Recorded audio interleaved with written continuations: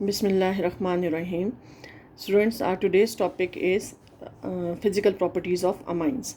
सबसे पहले जब हम फिज़िकल प्रॉपर्टीज़ ऑफ अमाइंस को डिस्कस करेंगे तो हमें इस बात का पता होना चाहिए कि अमाइंस के अंदर जो बेंजीन रिंग है this is a non polar part, और इसमें जो अमाइनो ग्रुप है this is a polar part. Nitrogen पे पार्शियल नेगेटिव चार्ज है और जो दोनों हाइड्रोजन हैं उनके ऊपर पार्शियल पॉजिटिव चार्ज है। इसी तरह से अगर हम अपने कंटेनर के अंदर देखते हैं तो हमारे पास सिर्फ एक अमाइनो ग्रुप नहीं है, बहुत सारे अमाइनो मॉलिक्यूल्स होते हैं। तो इसमें जैसे अगर ये एक मॉलिक्यूल है तो एक से ज़्यादा मॉलिक्यूल्स हैं। दूसरे मॉलिक्यूल के अंदर भी उसी तरह से होगा, नाइट्रोजन के ऊपर पार्शियल नेगेटिव चार्ज और दोनों हाइड्रोजन्स के ऊपर पार्शियल पॉजिटिव चार्ज होगा। तो अगर इससे पहले आपने हाइड्रोजन बॉन्डिंग का ये कॉन्सेप्ट पढ़ा हुआ है कि अगर कहीं पर कोई भी मोस्ट इलेक्ट्रोनेगेटिव एलिमेंट है जैसे नाइट्रोजन, ऑक्सीजन या फ्लोरीन, और अगर उसी मॉलिक्यूल के अंदर हाइड्रोजन एटम भी प्रेजेंट है तो इलेक्ट्रोनेगेटिविटी डिफरेंस की वजह से उनके ऊपर जो partial negative partial positive charges appear होते हैं, एक मॉलिक्यूल की नाइट्रोजन और दूसरे मॉलिक्यूल की हाइड्रोजन इनके दरमियान कुछ फोर्स ऑफ अट्रैक्शन डेवलप करेगी, जिसको हमने यहाँ पे रिप्रेजेंट किया है डॉटेड लाइन के साथ। ये जो फोर्स ऑफ अट्रैक्शन है जो एक मॉलिक्यूल की नाइट्रोजन और दूसरे मॉलिक्यूल की हाइड्रोजन के दरमियान एग्जिस्ट कर रही है, this is called as hydrogen bonding. इसको हमने हाइड्रोजन बॉन्डिंग के साथ यहाँ पे रिप्रेजेंट किया है। तो कोई भी ऐसा मॉलिक्यूल जिसके अंदर पोलैरिटी है नाइट्रोजन, ऑक्सीजन या फ्लोरीन की वजह से, और एक मॉलिक्यूल की नाइट्रोजन और दूसरे मॉलिक्यूल की हाइड्रोजन के दरमियान कोई फोर्स ऑफ अट्रैक्शन डेवलप कर रही है, this is called as hydrogen bonding. तो जो फर्स्ट फिजिकल प्रॉपर्टी है अमाइंस की, all the amines whether we are representing an aryl group or benzene ring or we are representing an aliphatic or a straight change, all these amines show hydrogen bonding, and hydrogen bonding is just due to the presence of this amino group. तो ये हमारी first physical property होगी।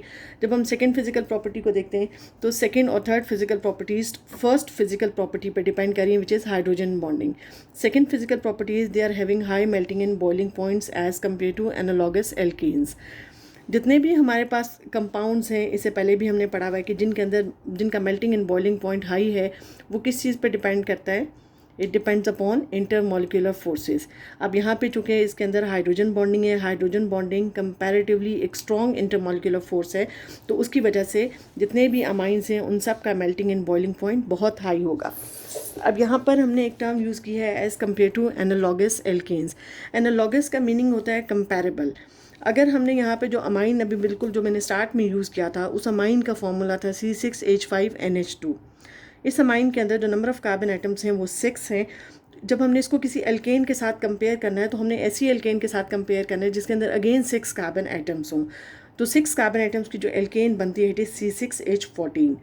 तो जो amine जिसकी example बिल्कुल start में मैंने भी आपके सामने ली है उसका फॉर्मूला C6H5NH2 है। इसकी जो एनालॉगस एल्केन है इट इज़ C6H14। जब हम इन दोनों को कंपेयर करते हैं तो अमाइन के अंदर चूँकि अमाइनो ग्रुप है, इसकी वजह से इसके अंदर हाइड्रोजन बॉन्डिंग है, इसका melting and boiling point comparatively high होगा। अगर हम एल्केन को कंपेयर करते हैं C6H14, ये एक नॉन पोलर मॉलिक्यूल है, इसके अंदर कहीं से भी पोलैरिटी नहीं है, तो इसके अंदर वैन डर वाल्स फोर्सेस या लंडन डिस्पर्शन फोर्सेस होंगी, इसलिए इस एल्केन का मेल्टिंग एंड बॉइलिंग पॉइंट कम होगा। तो जो सेकेंड फिजिकल प्रॉपर्टी हमने अमाइंस की पढ़ी कि अमाइंस का जो मेल्टिंग एंड बॉइलिंग पॉइंट है वो हाई है as compare to analogous alkanes, it is just because of hydrogen bonding. अच्छा, उसके बाद हमारे पास है थर्ड प्रॉपर्टी, अगेन ये भी हाइड्रोजन बॉन्डिंग पे डिपेंड करती है। All the amines are highly soluble in water. अब ये वाटर में हाईली सॉल्युबल इस वजह से हैं just because of hydrogen bonding. Amines के अंदर भी हाइड्रोजन बॉन्डिंग है, यहाँ भी मैंने आपके सामने शो किया, और जो वाटर है इसके अंदर भी हाइड्रोजन बॉन्डिंग है। सोल्यूशन बनने के लिए, सॉलिबिलिटी के लिए हमारे पास एक रूल है लाइक डिसॉल्व्स लाइक। अगर सोल्यूट और सॉल्वेंट दोनों के अंदर सिमिलर इंटरमॉलिक्यूलर फोर्सेस हैं, सिमिलर स्ट्रक्चर है, तो फिर वो सोल्यूट सॉल्वेंट में सॉल्युबल होगा। And again all these three physical properties they are just because of hydrogen bonding. तो उसके बाद नेक्स्ट हमारे पास structure of amines. Structure of amines को जब हमने डिस्कस करना है तो बिल्कुल स्टार्ट में पिछले लेक्चर में भी मैंने आपको बताया था कि जो अमाइंस हैं all these amines are derive from ammonia. जब हमने अमाइंस का स्ट्रक्चर स्टडी करना है तो अमाइन के स्ट्रक्चर को स्टडी करने के लिए हम सबसे पहले हम देखेंगे अमोनिया का स्ट्रक्चर।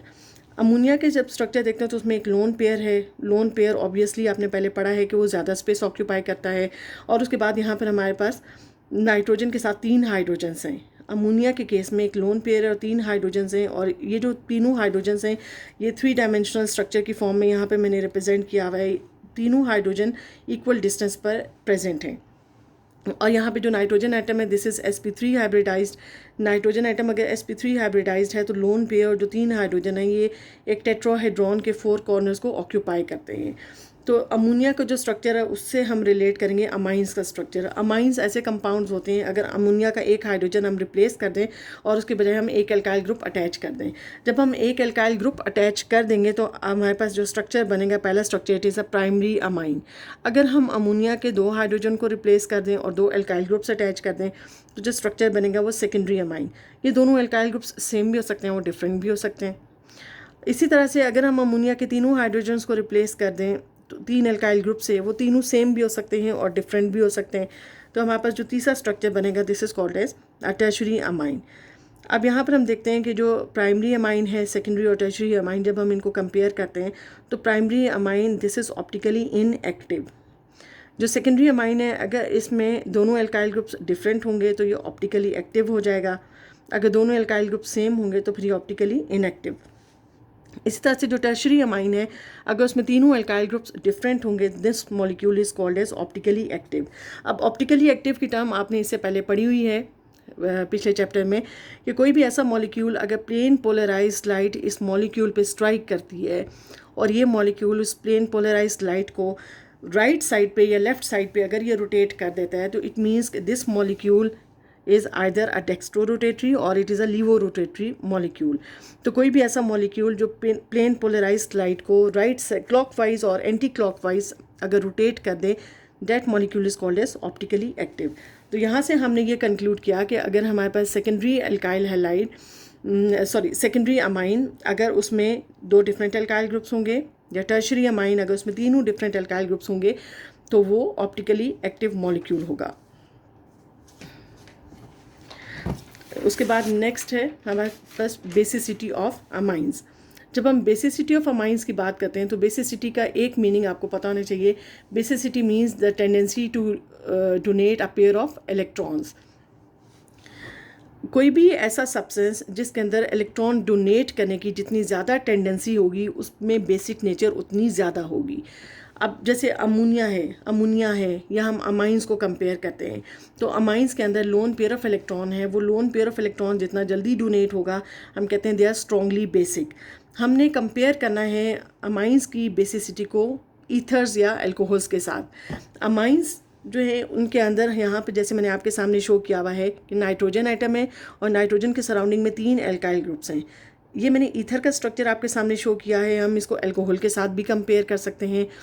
ईथर्स ऐसे मॉलिक्यूल्स हैं जिसमें सेंटर में ऑक्सीजन है और उसके सराउंडिंग में 2 एल्काइल ग्रुप्स प्रेजेंट होते हैं। ये दोनों एल्काइल ग्रुप सेम भी हो सकते हैं, डिफरेंट भी हो सकते हैं, जैसे मैंने अमाइंस के केस में आपको पहले बताया था। नाइट्रोजन हमने अमाइंस को जब ईथर्स के साथ कंपेयर करना है तो उनके हम सारी स्पेशलिटीज़ को हम कंपेयर करेंगे। अमाइंस में सेंट्रल आइटम नाइट्रोजन है, ईथर्स में सेंट्रल आइटम ऑक्सीजन आइटम है। Nitrogen is less electronegative as compare to oxygen. Oxygen is comparatively more electronegative. उसके अलावा ऑक्सीजन के पास 2 लोन पेयर्स ऑफ इलेक्ट्रॉन्स हैं जबकि नाइट्रोजन के पास 1 लोन पेयर ऑफ इलेक्ट्रॉन है। ऑक्सीजन के सराउंडिंग में 2 एल्काइल ग्रुप्स हैं जबकि नाइट्रोजन के पास 3 एल्काइल ग्रुप्स हैं। तो फिर वो क्या क्राइटेरिया है, किस बेसिस पे हम ये कंक्लूड करते हैं कि amines are more basic than ethers and alcohols?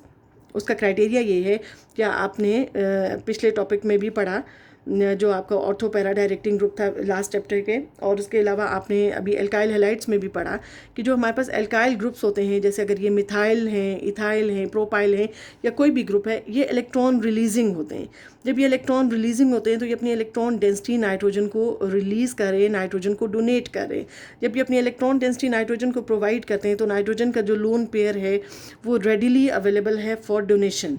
यहाँ पर हमारे पास 2 एल्काइल ग्रुप्स हैं और जब ये 2 एल्काइल ग्रुप्स अपने इलेक्ट्रॉन डेंसिटी ऑक्सीजन को डोनेट करते हैं तो ये इतनी ज़्यादा इलेक्ट्रॉन डेंसिटी ऑक्सीजन को डोनेट नहीं कर सकते कि इसके loan pair of electrons readily available या इजीली अवेलेबल हों।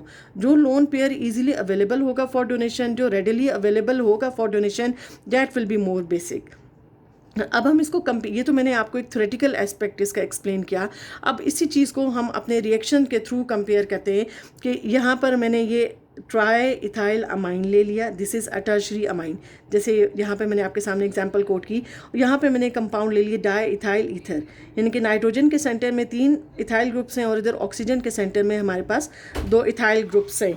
तो इस तरह से यहाँ पर हमने इनको एक ही रिएक्टेंट के साथ इसको रिएक्ट करवाया, which is methyl iodide. Methyl iodide के साथ हम अमाइंस को भी रिएक्ट करवा रहे हैं और मिथाइल आयोडाइड के साथ हम ईथर को भी रिएक्ट करवा रहे हैं। लेकिन रीज़न वही मैंने आपको एक्सप्लेन की कि जो अमाइंस का अमाइनो ग्रुप है उसका जो लोन पेयर है वो रेडिली अवेलेबल है just because of these 3 alkyl groups.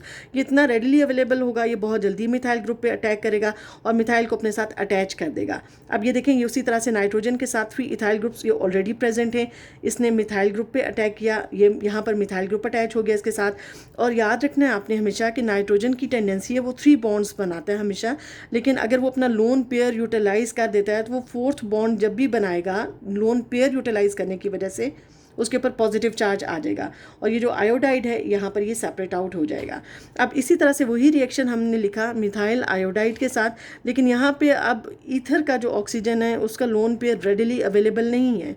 अगर वो रेडिली अवेलेबल नहीं है वो इतना ईजिली इस मिथाइल पर अटैक नहीं कर सकेगा, so there will be no reaction. तो इस तरह से यहाँ से हमने पहले मैंने आपको थ्योरेटिकल एस्पेक्ट बताया और फिर मैंने केमिकल रिएक्शन के थ्रू प्रूफ किया कि जो अमाइंस का जो लोन अमाइंस के अंदर जो नाइट्रोजन का लोन पेयर है वो रेडिली अवेलेबल है because of these 3 alkyl groups, इसलिए वो रिएक्शन हमेशा शो करेगा। और अगर इसी तरह से आप उसको ईथर के साथ या एल्कोहल्स के साथ कंपेयर करते हैं तो चूँकि उनका लोन पेयर रेडिली अवेलेबल नहीं होता इसलिए वो रिएक्शन शो नहीं करेंगे। तो यहाँ से हमने कुछ कंक्लूड किया और हमारा कंक्लूजन ये है कि all the amines they have a strong ability to donate a pair of electrons। अभी जैसे मैंने रिएक्शन में भी आपको बताया कि जब हम इसका रिएक्शन करते हैं मिथाइल अमाइन के साथ या किसी और कंपाउंड के साथ जब रिएक्शन करते हैं तो अमाइंस का जो लोन पेयर है वो इतना रेडिली अवेलेबल है कि वो बहुत जल्दी डोनेट हो जाता है और अमाइंस रिएक्शन में पार्टिसिपेट करते हैं। सेकेंड मैंने आपके सामने लिखा हुआ है they act as bases when react with acids. यह आपने फर्स्ट ईयर में भी और 10th क्लास में भी पढ़ा था, लिविस एसिड बेस कॉन्सेप्ट। वहाँ पर आपने पढ़ा था कि जो सब्सटेंस इलेक्ट्रॉन पेयर डोनेट करता है that behaves as a Lewis base. तो यहाँ पे जो हमारे पास अमाइंस हैं, अमाइंस अपना लोन पेयर इनका रेडिली अवेलेबल होता है, ये बहुत जल्दी डोनेट करते हैं, so that's why they behave as Lewis bases when they react with Lewis acid. और लिविस एसिड ऐसा सब्सटेंस होता है जो कि इलेक्ट्रॉन डेफिशिएंट होता है या जिसके ऊपर पॉजिटिव चार्ज होता है। अच्छा, थर्ड जो हमने कंक्लूड किया, जो थर्ड एस्पेक्ट हमने अपने रिएक्शंस और अपनी फिजिकल एस्पेक्ट से कंक्लूड किया, they act as nucleophiles whenever they react with electrophiles। Nucleophiles की भी डेफिनेशन मैंने आपको लास्ट चैप्टर में चैप्टर 16 में बताई थी। कोई भी ऐसा पार्टिकल जिसके पास इलेक्ट्रॉन्स हैं, लोन पेयर ऑफ इलेक्ट्रॉन्स हैं या जिसके पास नेगेटिव चार्ज है, that compound is called as a nucleophile.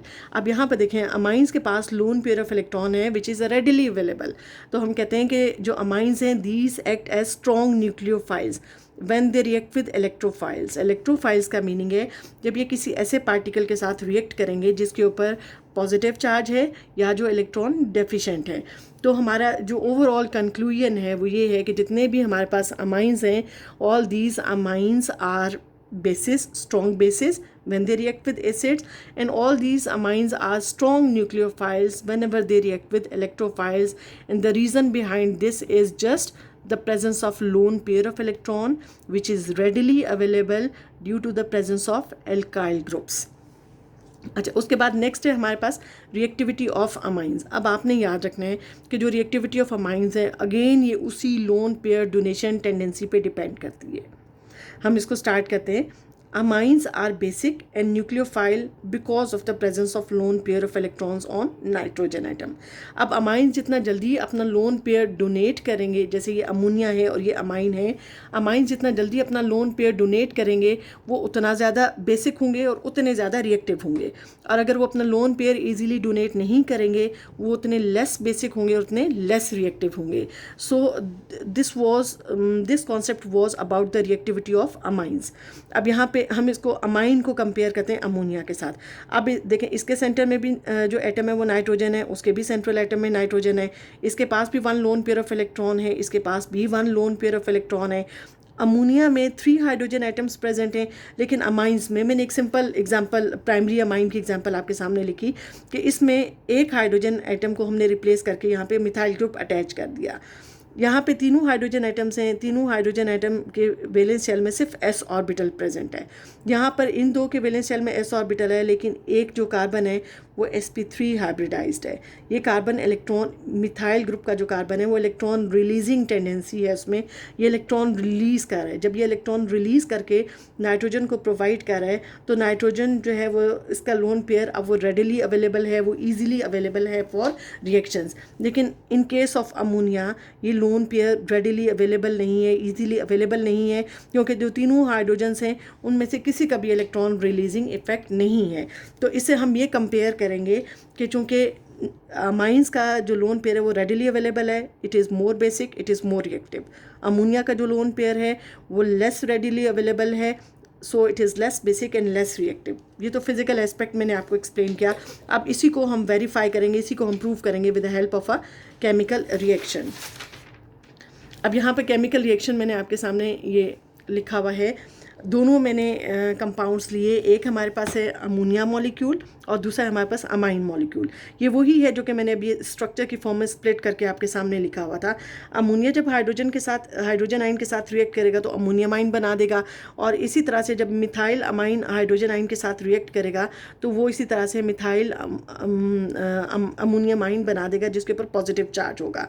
अब यहाँ पे आपने याद ये रखना है कि इसका रिएक्शन किस तरह से होगा। ये लोन पेयर इस हाइड्रोजन आइन पे अटैक करेगा, जब हाइड्रोजन आइन पे अटैक करेगा तो अमोनियम आइन बनेगा। यहाँ पर भी लोन पेयर हाइड्रोजन आइन पे अटैक करेगा तो हमारे पास जो नाइट्रोजन के ऊपर पॉजिटिव चार्ज होगा, तो इस तरह से ये एक पॉजिटिव आइन हमारे पास बन जाएगा। ये जो पॉजिटिव आइन है अमोनियम आइन, this is a less stable, और यहाँ पे जो पॉजिटिव आइन बन रहा है दिस इज़ मोर स्टेबल। अब इसकी रीज़न क्या है, क्योंकि यहाँ पे मिथाइल ग्रुप इलेक्ट्रॉन रिलीजिंग है, यहाँ पर कोई इलेक्ट्रॉन रिलीजिंग ग्रुप नहीं है। जब ये इलेक्ट्रॉन रिलीजिंग है तो नाइट्रोजन के ऊपर, नाइट्रोजन ने जब फोर्थ अपना बॉन्ड बनाया है तो उसकी वजह से उसके ऊपर जो पॉजिटिव चार्ज आया है उसको ये मिथाइल ग्रुप स्टेबलाइज कर देता है। So this molecule is more stable as compare to this ammonium ion. उसकी रीज़न क्या है, reason is the presence of the methyl group. अगर यहाँ पर एक मिथाइल ग्रुप है जो कि ये प्राइमरी अमाइन की वजह से है, अगर 2 मिथाइल ग्रुप्स होते या 3 होते तो ये मॉलिक्यूल उतना ज़्यादा स्टेबल होता। और उसकी रीज़न क्या है, reason is the electron donating tendency of methyl group. उसके लिए हम एक स्पेशल टर्म यूज़ करते हैं which is called as electron donating inductive effect. Methyl group जो अपने इलेक्ट्रॉन डेंसिटी रिलीज़ करता है, जो नाइट्रोजन को प्रोवाइड करता है, उसके लिए हम एक स्पेशल टर्म यूज़ करते हैं which is called as electron donating inductive effect. That's why because of this electron donating inductive effect this positive ion is more stable as compare to this ammonium ion. और अगर ये ज़्यादा stable है तो हम कहेंगे कि जो अमाइंस हैं these are more basic and these are more reactive. So our final conclusion is all the amines, whether they are primary, secondary or tertiary amines, all these are more reactive, more basic than ammonia. So students, this was all about today's lecture. Thank you.